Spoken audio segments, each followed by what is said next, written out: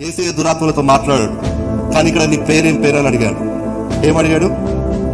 దురాత్మలను వెలగొట్టేటప్పుడు నీ పేరేం పేరు అని అడగచ్చా? వాడు నేటివ్ లయర్, పుట్టుకే వాడిది అబద్ధం. Is a master or father or the pioneer of the life. వాడు చేసేదే మోసం. వాడు చేసేది మోసం అని వాడు చెప్తుంది నిజమని ఎట్లా నమ్ముతున్నావు? పేరు కూడా అబద్ధం చెప్తున్నాడు. అట్లాంటప్పుడు ఈ దురాత్మలతో ఎందుకు మాట్లాడుతావు? అందరూ చెప్పండి, దురాత్మలతో అసలు మాట్లాడదు, వాళ్ళతో మనకు పనే లేదు. అట్లాంటప్పుడు కూర్చొని వాళ్ళతో ఎట్లా డిబేట్ చేస్తావు? ఎట్లా కామెంట్ చేస్తావు? నాకు ఒక క్వశ్చన్ ఉంది అని ఎట్లా ఫోన్లు చేస్తావు? నేను ఎవరు చేయమన్నారు?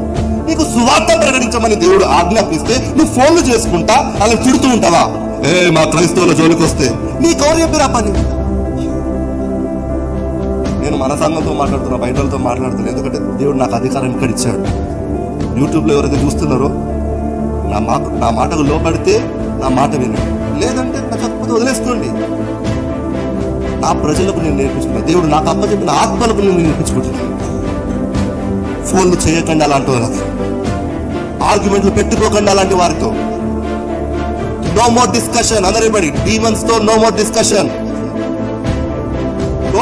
Try to make them understand this is true, this is true. ఇగో ఇది నిజము, ఇది చూడు, ఇది నిజము, ఈ లేఖన ప్రకారం ఇది నిజం అని దురాత్మకు నేర్పించడం ట్రై చేయొద్దు.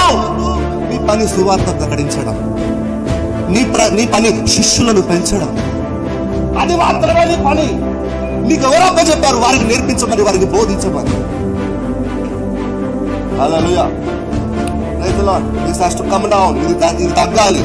ఈ డిబేటింగ్ స్పిరిట్ తగ్గాలి మనుషుల్లో. Argumentative spirit తగ్గిపోవాలి.